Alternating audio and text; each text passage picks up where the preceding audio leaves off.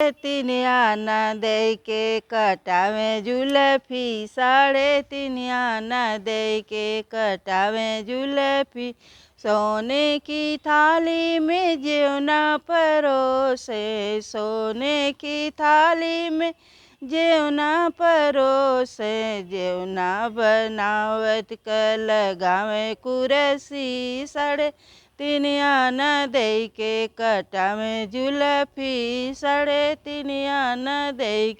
झेझरे गेड़ुआ गंगा जल पानी, झेझरे गेड़ुआ गंगा जल पानी। पनिया पियावत क लगावे कुरसी, 3.5 आना दे के कटावे जुल्फी, 3.5 आना दे के कटावे जुल्फी, 3.5 आना दे के।